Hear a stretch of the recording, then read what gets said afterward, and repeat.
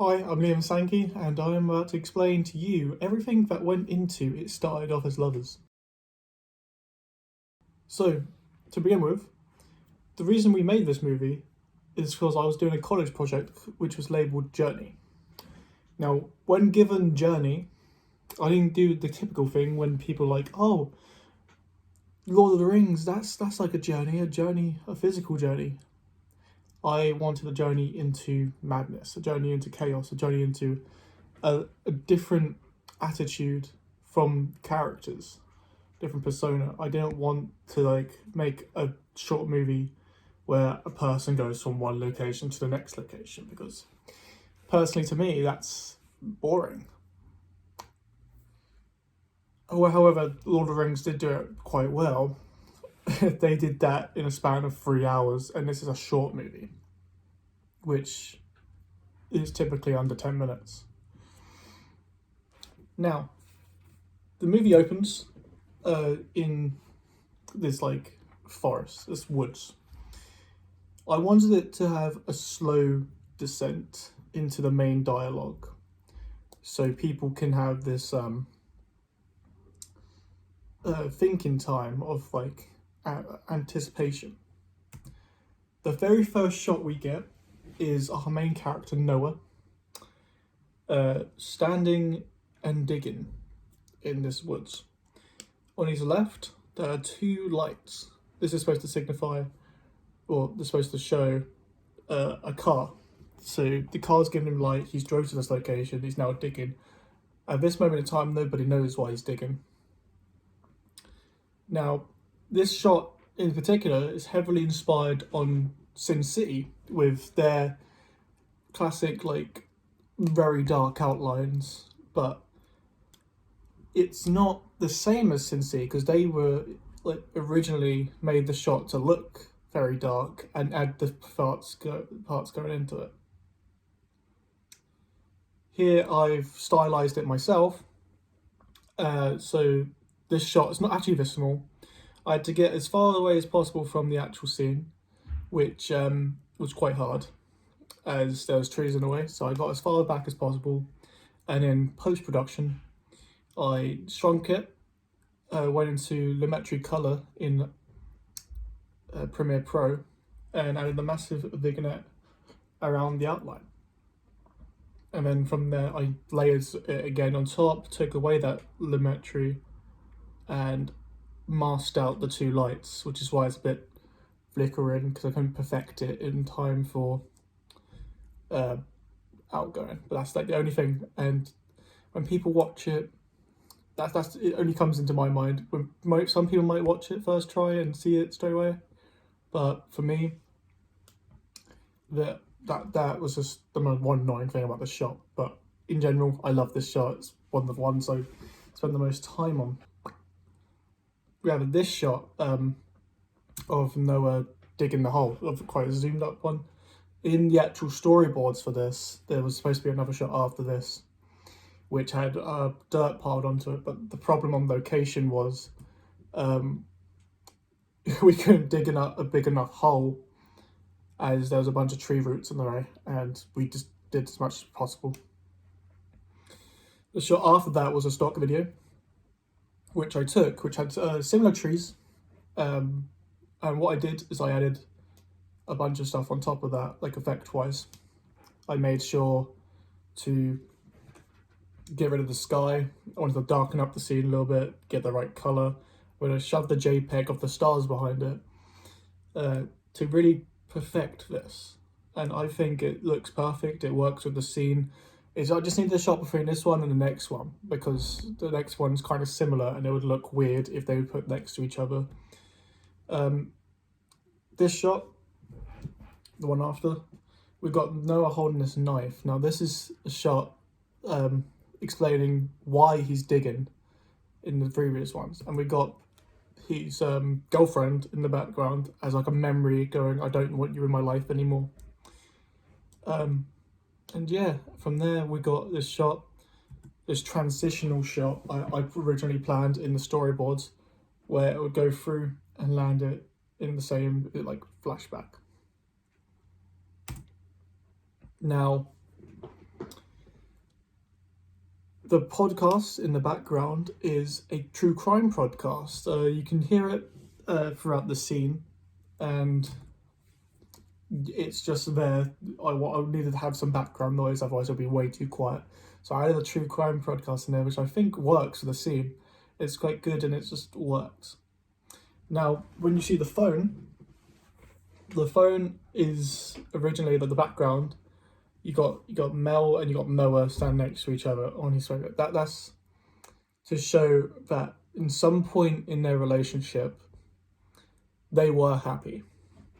They had this just good relationship. They're not the level where they are now. Now, he shows on his phone to an unknown number going, "I know what you have done." Now, originally I put this in there so Noah would have a reason to look at his phone. And later on, in one of the other scenes, you would get another text. So if you read the script here, that it was supposed to have his friends playing a prank on him. But I never shot that scene, so this would have more ambiguity, which I like. I like ambiguity.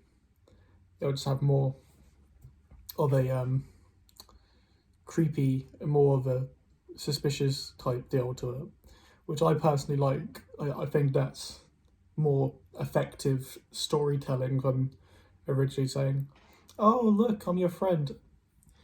Now, the names of these people that I put in, the name of the news anchor and the name of this guy, have both got surnames which link to friends I've got in real life. And I thought that's a little nod to them. Although this one won't put in there, it's still in the script. It was originally planned. And you can hear slightly in the background, in the news anchor scenes later on, another friend's name mixed up, surnames and first names alike. So I think that's a decent, that's quite a cool nod to my friends. And yeah, from there we've got Mel going on to a massive argument.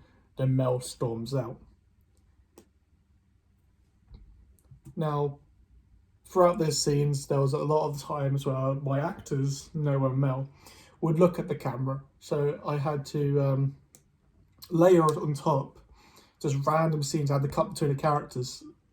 So if you see these random cuts, I try to make them quite quick so people wouldn't lose interest. That's because I was trying to stop them from looking at the camera, which I think I did quite well. I know there's a couple of scenes in there which I couldn't get rid of, but throughout, I think I did quite a good job. Now, fast forward to our very first look at me as a news anchor. I wanted a little part in the movie, and I legitimately only gave myself 2 seconds and then some background noise in the background, just so I could have a little part in the movie, as well as being behind the camera for legitimately all of it. If we skip forward though to the kitchen, we got the very first shot, which I had to manipulate quite heavily throughout this. Now, this is not the entire shot. I had to zoom in, and later on you will see me pan across to the thing. That's because one of our actors actually looked back at the camera, and you can see it slightly in the footage. But if you want to see that here, it's right there. I had to zoom in and yeah, just crop it down a little bit so I can get her out. And in the background, I've just cut little silent parts out and then looped them so it'll fill that gap where she was not making the noise.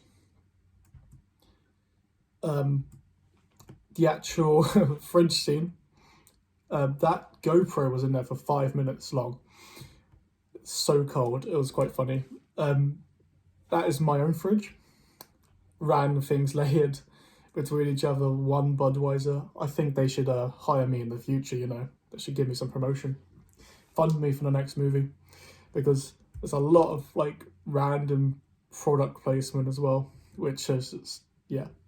The transition from the fridge to this scene, I've messed around with this for ages, trying to get perfectly on point, and I think I did a good job here. I like the transition, and now you get the full frame, as I don't have to cut anything out of this one. Now, in the couch scenes, this whole sequence where you see anybody on the couch is based on a shot from the movie The Breakup.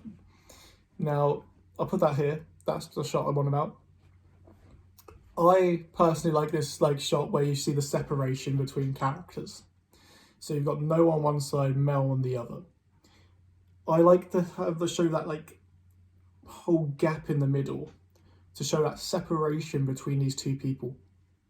Now, I did originally record with 3 cameras, and this middle one throughout I cut out because I thought showing more dedicated cameras between Noah and Mel would be better than having this separation camera. Now, you see it some of the shots later on, you'll see this, but it's heavily inspired on that one scene from The Breakup where they're just had an argument and they're separated between each other.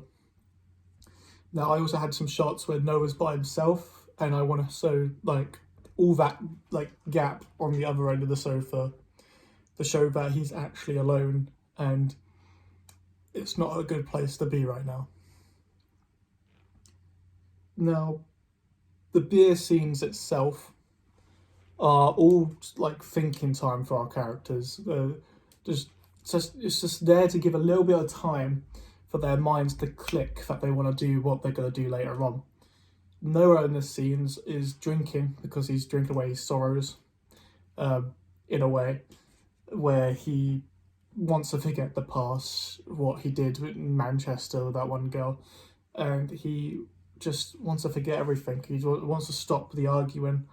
And there's a scene in the kitchen where he goes, "Cut me some slack." It's happening all the time now.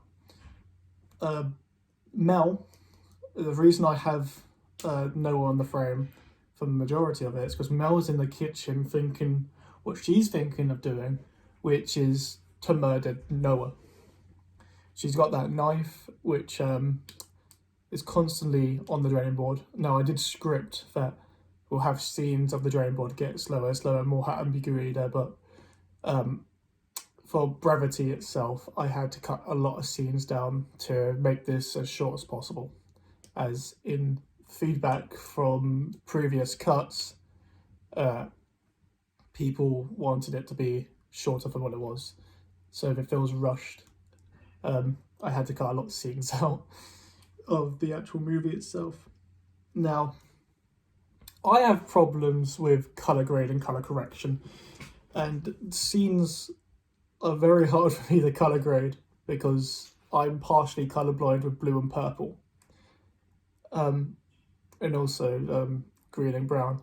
So moving between scenes, I had to get a lot of help colour-wise, as I couldn't actually see the colours, which is extremely hard when it comes down to this.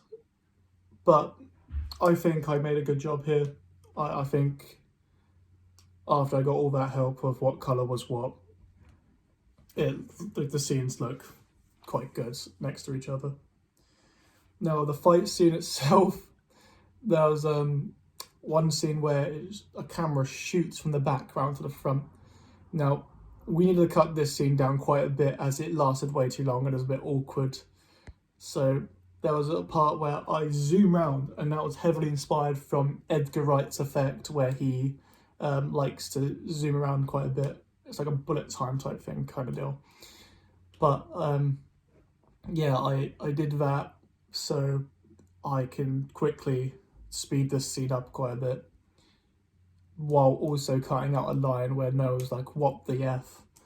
As I think it didn't work as well, but I hate you, I don't really like that scene either, but it had to be left in there as I didn't have much takes. But yeah, no, the Foley sounds are like, there's a scene, the actual scene where the knife goes across Mel's neck. I had many takes of that as I want to get multiple angles, and I think it works well. You get the sound. However, I wanted the track Blood on the Wall, but as the camera didn't work at all in the low light situations, the whole scene has a lot of grain, and I couldn't get a tracking point in After Effects, which is annoying. But this scene, I wanted to have a lot more there. I wanted to have a lot more speech, but the blood that I used was quite theatrical, and if you had it on your skin for long enough, it is prone to stain. So we had to get this scene over and done with. This was the last shot we did in the whole shoot. We've got a couple of pictures of the actors of how much blood they got over it. I had to clean up the floor as well. It was quite messy stuff. So we had to get this scene quite over and done with. When he's lowering her down and when he looks up, I actually whispered, "Look up," and I had to cut a lot of that out and it's silent.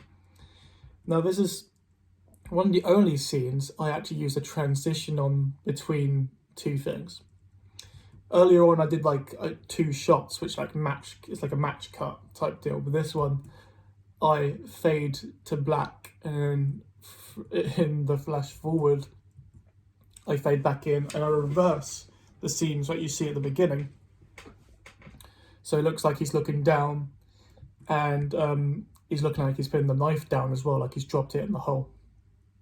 I then put the stock footage back in because I needed another shot between shots again, and I layer some digging sounds. And from here, he digs. From this shot in particular, I had a lot of people have a look at, and we had a couple of ideas on how we were going to cut this out. So when we did this shot, this is the last shot we did on this shoot as well. We had Mel, our character, in the background, which awkwardly helped us with the shoot, but she was in the way and I had to cut her out. So in this scene you can see her as a log, but this is actually how it looked like before. Now we had a couple of ideas on how we were going to get her out as well. I got like an idea of somebody we should turn her into a ghost. I thought that would be quite funny, but as soon as we got this one done, I think it looked well. Obviously the shot's not perfect as you have some dirt flying on top of the mask, but we layered some extra dirt on top to really sell it, and then we fade into black. Now the credits, it's not as stylized as the rest of it, but the name and the actor's name are all the same font as the actual title sequence. Now I put the title sequence at the end, as I don't think it'll fit at the beginning, and this is the main thing I spent the most time on at the beginning of everything. This is one of the things I did. I was set on this name from the beginning, and I think it works quite well. But yeah, no, that is the breakdown of Inside Office Lovers. A lot of thought went into it. Took a lot of like trial and error on some scenes, but no, that was the breakdown. Thanks for watching.